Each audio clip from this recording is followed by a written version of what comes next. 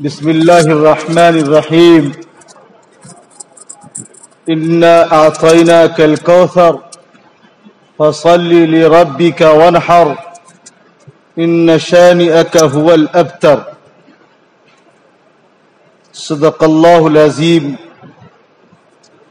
وقال النبی صلی اللہ علیہ وسلم من كان له سعة ولم يضحي فلا يقربن مصلانا۔ نہایت ہی قابل قدر بزرگوں، نوجوان ساتھیوں اور عزیز بچوں، اللہ تعالی ہم لوگوں کو ایک اہم تہوار کے طرف بہت جلد انشاءاللہ لائے گا۔ اسلامی دو تہوار ہیں، ایک عید الفطر ہے اور دوسرا عید الاضحیٰ ہے، جسے ہم عرف عام میں عید قربہ کہتے ہیں، بقرہ عید کہتے ہیں۔ اس کی اپنی اہمیت ہے اور اس اہمیت کو ہم سب لوگ محسوس کرتے ہیں۔ آپ اس کا احساس اس طرح بھی کر سکتے ہیں کہ رسول اللہ صلی اللہ علیہ وسلم نے مدنی زندگی میں ہر سال قربانی کا اہتمام فرمایا،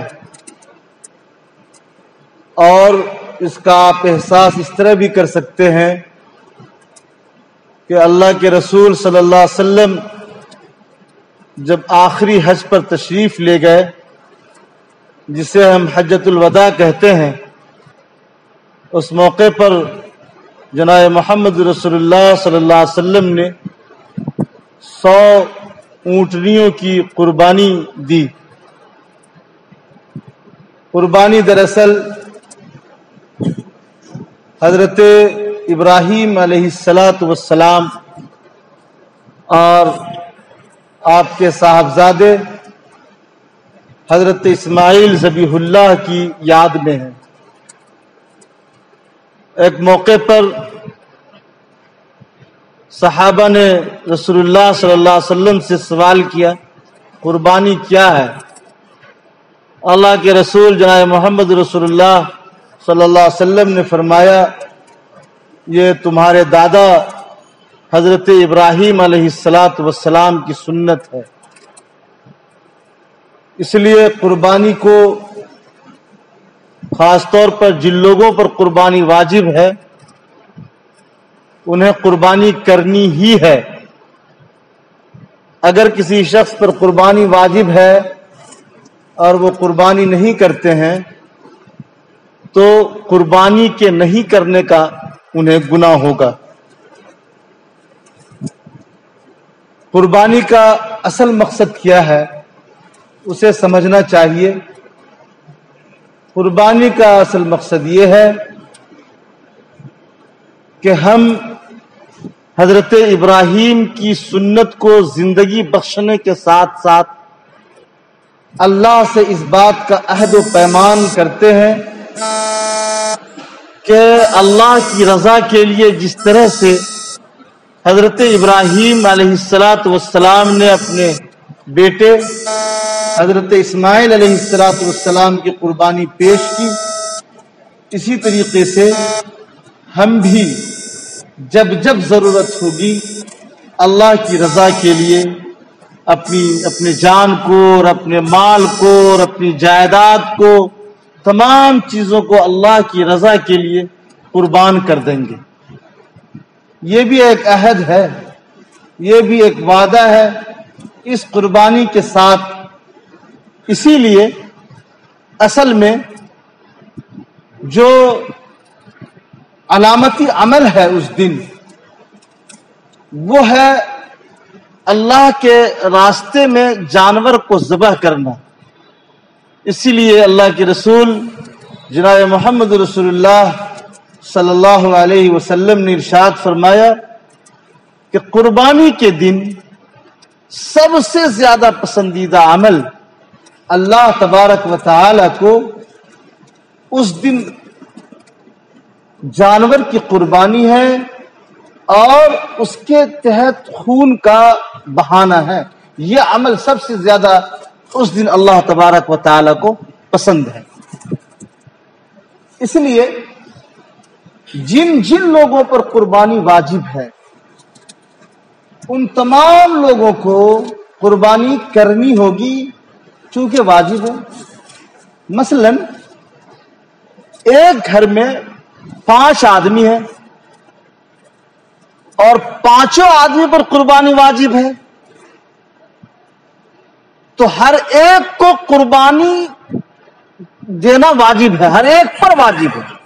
ایسا نہیں ہے کہ اگر کسی ایک شخص نے گھر میں قربانی دے دی تو تمام لوگوں کی طرف سے قربانی ادا ہو جائے گی. ایسا نہیں ہے. قربانی واجب کن لوگوں پر ہے؟ جس کے پاس مکان، ملبوسات، ضرورت کی چیزیں، گاڑی وغیرہ کے علاوہ زائد سامان ہو، مثلا 87.5 گرام اس کے پاس سونا ہو یا 600 گرام سے زائد اس کے پاس چاندی ہو. اصل چاندی ہے. اگر کسی آدمی کے پاس سونا بھی ہے، چاندی بھی ہے، پیسے بھی ہے، یہ سب کو ملا کر 600 گرام چاندی کے برابر وہ رقم ہو جاتی ہے تو ایسے شخص پر قربانی واجب ہے. اگر آپ نے قربانی نہیں کیا تو قربانی کے نہیں کرنے کا گناہ آپ پر ہوگا.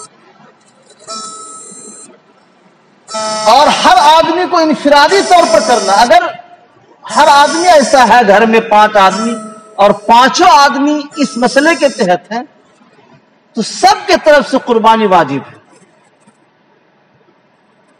ایسا نہیں ہے کہ کسی ایک شخص نے قربانی کر دی اور وہ قربانی تمام لوگوں کی طرف سے ادا ہو جائے. ایسا نہیں ہے. ہر ایک کو انفرادی طور پر قربانی کرنی ہوگی. جیسے ہم نماز پڑھتے ہیں، اگر نماز بالغ پر فرض ہے تو گھر میں 2 4 5 جتنے بالغ ہیں سب لوگ وہاں موجود ہیں تو سب کو نماز پڑھنی ہوگی. ایسا نہیں ہوگا کہ والد صاحب نے نماز پڑھ لی تو اب بچوں کے اوپر سے جو بالغ ہیں گھر میں لوگ ان کے اوپر سے نماز ساقط ہو گئی، اب ان کو نماز پڑھنے کی ضرورت نہیں ہے. جس طریقے سے ہر شخص کو، بالغ شخص کو نماز کا پڑھنا فرض ہے، اسی طریقے سے وہ شخص جس پر قربانی واجب ہے ہر ایک فرد کو انفرادی طور پر قربانی کرنی ہو. اس وقت ایک اہم بیماری کرونا سے ہم لوگ جوجھ رہے ہیں. حکومت کی طرف سے اس وقت لاک ڈاؤن بھی ہے اور قربانی ہم پر واجب بھی ہے. پہلی کوشش تو یہ ہونی چاہیے اپنے تئیں کوشش کریں کہ قربانی کے جانور کی خریداری ہو. پوری کوشش کریں قربانی کے جانور کی خریداری ہو اور ہم اس چیز کو 10 11 12 قربانی کے ایام ہے 12 تاریخ تک ہم کوشش کرتے رہیں کہ ہم قربانی کے جانور کو خرید لیں. ایک تو یہ ہے، لیکن مسئلہ پیدا ہو گیا، قربانی کا جانور دستیاب نہیں ہے، لاک ڈاؤن کا نظام اور ماحول ہے، کوئی کہیں جا نہیں سکتا، حکومت کے نظام اور سسٹم کو ہمیں فالو بھی کرنا ہے، حکومت اس سلسلے میں ہمیں مدد بھی کرنی ہے، اور آپ قربانی کے جانور کو آپ خرید نہیں سکے. اب کیا کریں گے؟ کیا قربانی جو واجب ہے وہ آپ سے ساقط ہو جائے گی؟ یا آپ کو کیا کرنا ہوگا؟ تو حضرت استاذ گرامی قدر مولانا خالد سیف اللہ رحمانی دامت برکاتہم نے بڑی اچھی بات کہی ہے اس سلسلے میں.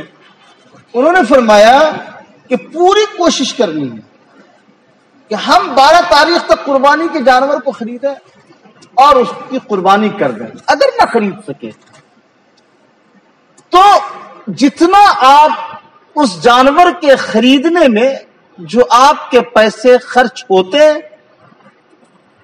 اس پیسے کو صدقہ کرنا واجب ہے. آپ نے پوری کوشش کی لیکن جانور نہیں مل سکا آپ کو، تو اب آپ کے اوپر 12 تاریخ کے گزرنے کے بعد تک آپ نے بڑی کوشش کی اور جانور نہیں ملا، تو آپ پر اتنی رقم صدقہ کرنا واجب ہوگا. اگر آپ نے صدقہ نہیں کیا تو آپ قربانی جو آپ پر واجب ہے اس کے نہیں ادا کرنے کا آپ کو گناہ ہوگا. دوسری صورت یہ ہے، آپ نے جانور تو خرید لیے لیکن حکومت کی طرف سے یا کسی بھی وجہ سے ایک دقت پیش آئی کہ آپ اس کی قربانی نہیں کر پائے. اگر آپ نے جانور خرید لیا اس کی قربانی آپ نہیں کر سکے، 12 تاریخ جو قربانی کے دن آخری وہ بھی گزر گئے، ایسی صورت میں وہ جانور جو آپ نے خریدا تھا اس کو اس آدمی کے حوالے کرنا ہوگا جو آدمی غریب ہو اور اس کو لینے کی اہلیت ہو. اس آدمی کو وہ جانور آپ صدقہ کر دیں گے.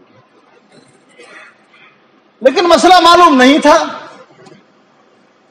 ہمیں مسئلہ معلوم نہیں تھا اور ہم نے کہا کہ چلو 12 کو نہیں ہوا، 13، 14، 15 کو ہم قربانی کر لیتے ہیں، ہم ذبح کر دیتے ہیں، صدقہ کر دیں گے.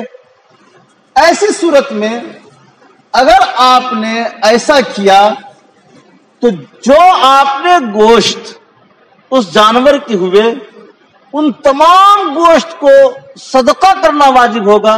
نہ تو آپ خود کھا سکتے ہیں اور نہ ہی ایسے دوستوں، احباب اور رشتہ دار اور خاندان کے لوگوں کو دے سکتے ہیں جو صاحب ثروت ہوں. اور پھر اس کے بعد مثلا قربانی کے دنوں میں جانور تھوڑا مہنگا ملتا ہے لیکن قربانی کے بعد اسی جانور کی قیمت گھٹ جاتی ہے.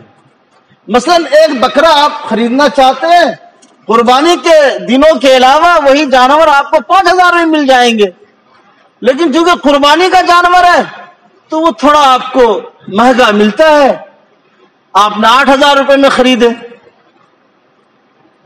اب آپ نے اس کو ذبح کر دیا تو آپ نے گویا 5,000 روپے کے جانور کو قربانی دی اور وہ جو 3,000 روپے آپ کے بچ جاتے ہیں ان 3,000 روپے کو آپ کو صدقہ کرنا.